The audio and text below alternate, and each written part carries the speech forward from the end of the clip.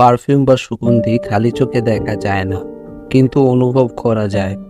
এই অনুভব যে কতটা মোহ সৃষ্টি করতে পারে তা আসলেই অজানা। যুগে যুগে পৃথিবীতে বিশেষ কিছু উদ্দেশ্যে কিছু মানুষের আগমন ঘটে। এই এরকমই পারফিউমের সর্বোচ্চ সৌন্দর্য উপলব্ধি করাতে সেরা নাক নিয়ে যে মানুষটি জন্ম নিয়েছিল, সে তার তৈরি পারফিউম দ্বারা পুরো এক সাম্রাজ্যকে তার বশীভূত করেছিল। মানুষ হত্যার মতো অপরাধ করেও সকলের কাছে সে অ্যাঞ্জেলের খেতাব পেয়েছিল। এমনই একটি গল্প নিয়ে 1985 সালে জার্মান রাইটার প্যাট্রিস সাসকিন তৈরি করেছিলেন ঐতিহাসিক উপন্যাস perfume the story of murderer. পরে 2006 সালে ডিরেক্টর টম টিকওয়ার এই অনবদ্য উপন্যাসটিকে চলচ্চিত্রে রূপ দিয়েছিলেন।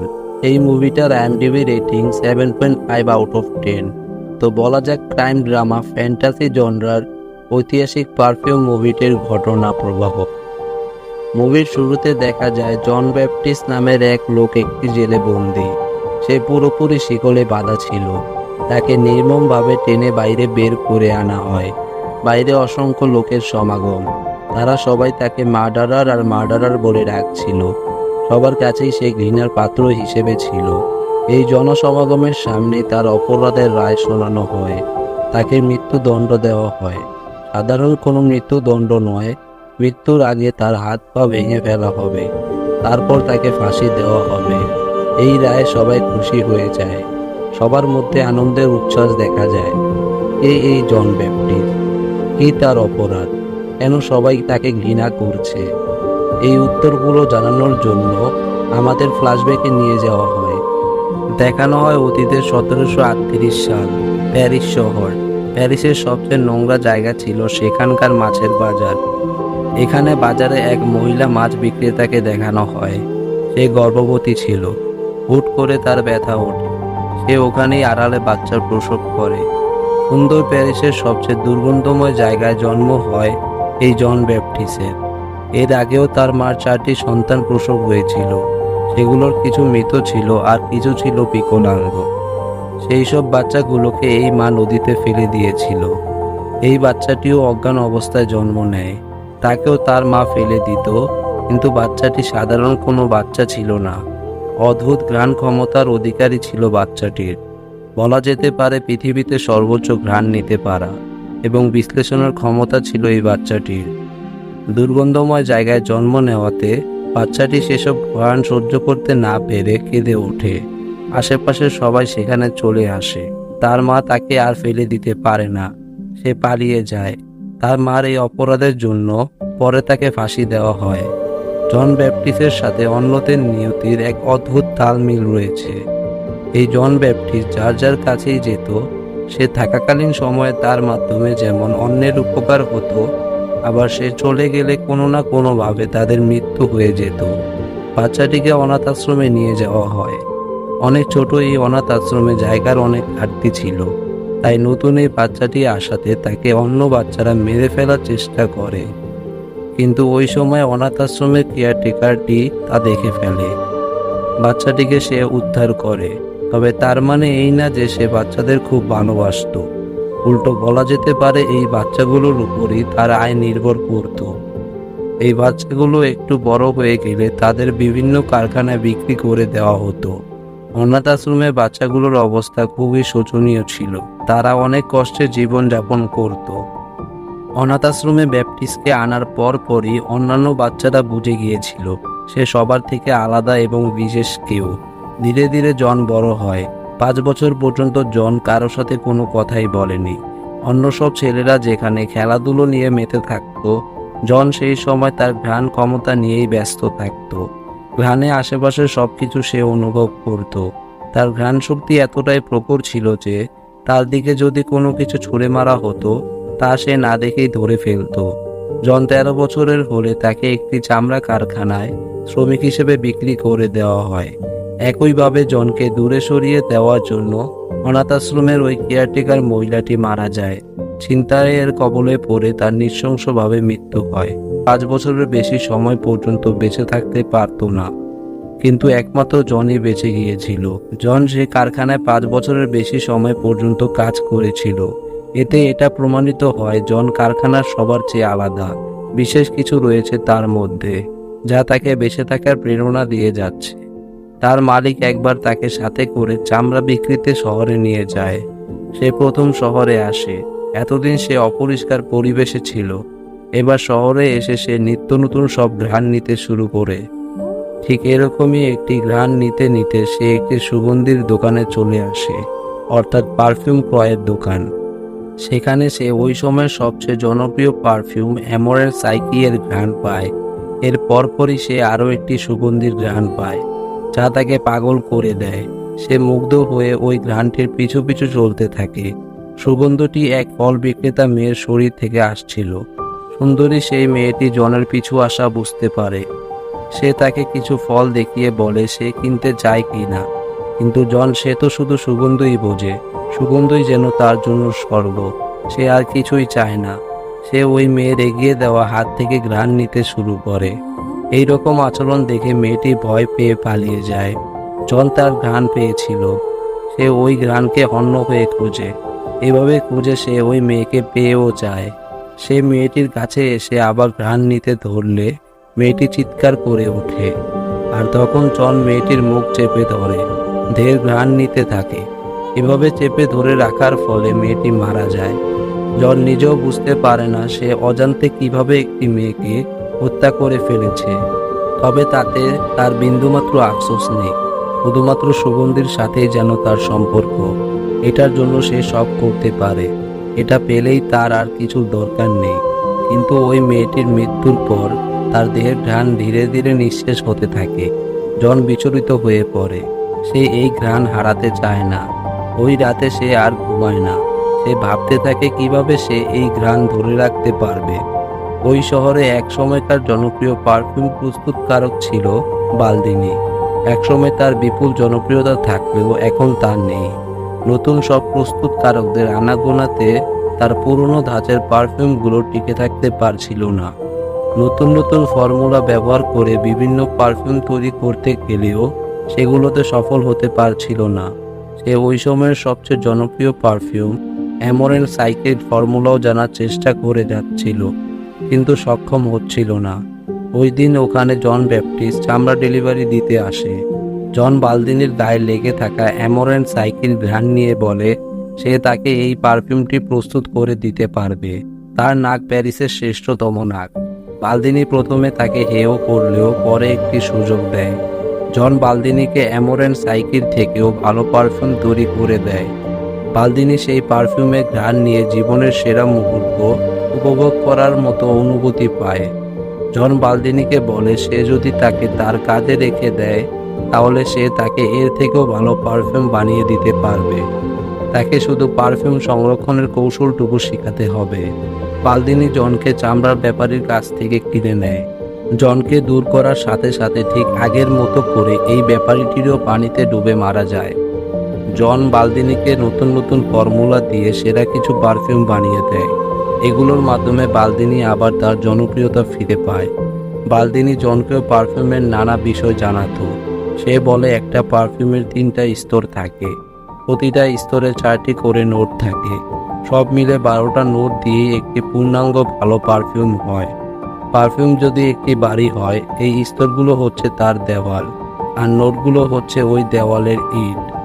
কথিত আছে এই 12টা নোটের বাইরেও আরও একটি নোট রয়েছে, যেটা যদি ব্যবহার করা হয় তাহলে তা দিয়ে সর্বোচ্চ পারফিউমটি বানানো সম্ভব হবে, যার মোহ মানুষকে বশ করে ফেলবে, পৃথিবীতে স্বর্গের অনুভূতি দিতে পারবে। এতটাই ক্ষমতা হবে সেই পারফিউমের। জন অবাক হয়ে এগুলো শুনছিল। হয়তো ভাবছিল সে একদিন এই পারফিউমটি বানিয়ে দেখাবে। বালদিনির কাছে জন পারফিউমের সংরক্ষণ শিখতে চাচ্ছিল। সে চাচ্ছিল সে যদি কোনো কিছু থেকে ভালো সুগন্ধ পায়, সেই সুগন্ধটি সে যেন বের করে অন্য কোথাও সংরক্ষণ করতে পারে। সেই সুগন্ধ যেন কখনো হারিয়ে না যায়। বালদিনি তাকে একটি পদ্ধতি শেখায়। সে তাকে দেখায় 10,000 গোলাপ থেকে কিভাবে সুগন্ধ ফোঁটা আকারে বেরিয়ে আসে।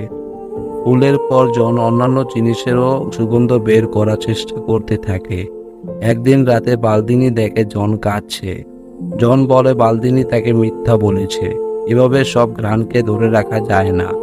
সে লোহা, তামা, গ্লাস জাতীয় জিনিসগুলোর ঘ্রাণ এভাবে ধরে রাখতে পারছিল না। জন চায় সে যেন যে কোনো কিছুরই সুগন্ধ ধরে রাখতে পারে। বালদিনী দেখে সে তার বিড়ালকেও এই পদ্ধতিতে ব্যবহার করে ফেলেছে। তার শরীর থেকে সে সুগন্ধ বের করার চেষ্টা করেছে। বালদিনী এতে রেগে যায়, বলে কোনো প্রাণীর শরীর থেকে এভাবে সুগন্ধ বের করা যায় না। এটা শুনে জন সেন্সলেস হয়ে যায়। শরীর থেকে ঘ্রাণ না বের করার ব্যাপারটা জেনে সে ধীরে ধীরে অসুস্থ হয়ে পড়ে। তার তো ঘ্রাণ ধরে রাখতেই হবে, তাকে যেভাবেই হোক কোনো না কোনো পদ্ধতি শিখতেই হবে। জনের অসুস্থ হওয়াতে বালদিনী চিন্তিত হয়ে পড়ে, কেননা বালদিনীর পারফিউম বিজনেস জনের উপরই নির্ভর ছিল। জন তার কাছে অন্য কোনো উপায় আছে কিনা জানতে চায়। বালদিনী বলে প্রাণীদের চর্বি গলিয়ে সে তার সুগন্ধ সংরক্ষণ করতে পারবে, কিন্তু এই পদ্ধতিটি সে পারে না। তবে গ্রাস শহরে গেলে তা জন শিখে নিতে পারবে। জন যাওয়ার জন্য প্রস্তুত হয়। 100 পারফিউম ফর্মুলা দেওয়ার মাধ্যমে জনকে বালদিনী যেতে দেয়। সাথে একটি সুপারিশপত্র লিখে দেয় যাতে জন ওখানে যেয়ে কাজ পায় আর পদ্ধতিটি শিখে নিতে পারে। 100 ফর্মুলা পেয়ে বালদিনী অনেক খুশি হয়। কিন্তু আবার সেই একইভাবে জন দূরে যাওয়ার ফলে বালদিনীর বাড়ির ধস নেমে সে মারা যায়। জন অন্য শহরে যাচ্ছে। সে প্রথমবারের মতো মুক্তির স্বাদ পায়। সে এখন কারো গোলাম নয়। সে পাহাড় পথ পাড়ি দিয়ে গ্রাস শহরে যেতে থাকে। পাহাড়ের এক গুহায় সে কিছুদিন অবস্থান করে। একদিন স্বপ্নে সে দেখে ওই ফল বিক্রেতা মেয়েটি তার কাছাকাছি রয়েছে, কিন্তু মেয়েটি তাকে অনুভব করতে পারছে না, তাকে দেখতে পারছে না। জনের ঘুম ভেঙে যায়। উঠে সে তার নিজের শরীরের ঘ্রাণ নিতে শুরু করে। সে দেখে তার নিজের দেহের কোনো ঘ্রাণ নেই, তাই মেয়েটি তাকে দেখতে পারছিল না। পৃথিবীর সর্বোৎকৃষ্ট নাকটি যার কাছে রয়েছে, সে যে কোনো ধরনের প্রসাধনী বানাতে পারে, তার নিজের দেহেরই কোনো ঘ্রাণ নেই, কোনো সুগন্ধই ছিল না। জন এতে কষ্ট পায়। সে ভাবে তার কোনো মূল্যই তাহলে নেই। তাই সে সিদ্ধান্ত নেয় সে পৃথিবীর সেরা পারফিউমটি বানিয়ে পৃথিবীকে তার মূল্য দেখিয়ে দেবে। গ্রাস শহরে ঢোকার সময় জন আবার সেই ঘ্রাণটি পায় যেটা সে আগে পেয়েছিল ওই ফল বিক্রেতা মেয়েটির কাছে। এই সুগন্ধ আসছিল লৌরা নামের এক মেয়ের শরীর থেকে। ঘ্রাণের পিছু নিতে নিতে জন সেই মেয়েটির বাসা পর্যন্ত চলে আসে। লৌরা গ্রাস শহরের ধনী প্রভাবশালী লোক অ্যান্টনি রিচিজের মেয়ে ছিল। জন গ্রাস শহরে ম্যাডাম আনরুফি নামের এক মহিলার কাছে কাজ করা শুরু করে। সেখানে সে প্রাণীর চর্বি থেকে সুগন্ধি বের করার 2টি পদ্ধতি শিখছিল। জন পৃথিবীর শ্রেষ্ঠ সুগন্ধ বানাবে। এর জন্য সে যে কোনো কিছু করতে পারে, যে কোনো পর্যায়ে যেতে সে রাজি রয়েছে। তার কাছে পারফিউমের ঊর্ধ্বে কিছুই ছিল না। এর ওই ধারাবাহিকতায় সুন্দর সুবাসের অধিকারী একটি মেয়েকে সে হত্যা করে ফেলে। তার শরীরটি সে প্রাণী চর্বির সাথে সিদ্ধ করে, কিন্তু এর পরেও সে সফল হয় না। সে মেয়েটির দেহ থেকে সুগন্ধ বের করতে পারে না। এরপর সে দ্বিতীয় পদ্ধতিটি ব্যবহার করার চেষ্টা করে। এর জন্য সে ওখানকার এক পতিতাকে ভাড়া করে নিয়ে আসে। সে তার দেহে এবার চর্বির লেপ লাগিয়ে দেয়। পতিতাটির এসব দেখে ঘাবড়ে যেতে থাকে। সে এক পর্যায়ে আর রাজি হয় না। জনকে তার টাকা ফেরত দিয়ে তাকে যেতে বলে। জন তাকেও মেরে ফেলে। সে তার শরীরে চর্বির লেপ লাগিয়ে তা সংরক্ষণ করে পরে সেই চর্বি তুলে নিয়ে জাল দিয়ে তার বাষ্প থেকে সুগন্ধ বের করতে সক্ষম হয়। এরপর জন বালদিনীর কথা অনুযায়ী 13 বোতলের একটা সেট তৈরি করে। এই সেট পূরণের মাধ্যমে সে পৃথিবীর সর্বশ্রেষ্ঠ পারফিউম তৈরি করবে। আর এই প্রতিটি বোতলের জন্য প্রয়োজন হবে একটি করে নারী দেহ। একদিন রাতে লৌরাদের বাসায় তার বার্থডে পার্টি চলছিল। সুযোগ পেয়ে জন ওখানে আসে। পার্টিতে লৌরা ও তার বন্ধুরা লুকোচুরি খেলছিল। ওই সময় জন আক্রমণ করতেই ধরে, কিন্তু কেউ ওখানে চলে আসে। তাই লৌরাকে সে আর নিতে পারে না। কিন্তু ওই পার্টিতে থাকা 2 যমজ বোনকে জন তুলে নিয়ে যায়। তাদের শরীর থেকে সুগন্ধ বের করে সে তার প্রথম 2 বোতল পূরণ করে নেয়। এই ডেড বডিগুলো শহরের বিভিন্ন জায়গায় পাওয়া যেতে থাকে। ফলে শহরের মানুষদের মধ্যে আতঙ্ক ছড়িয়ে পড়ে। সারা শহরে কারফিউ জারি করা হয়। সবাই তাদের বাসায় মহিলাদের লক করে রাখতে শুরু করে। লৌরার বাবা তার মেয়েকে নিয়ে চিন্তিত হয়ে পড়ে।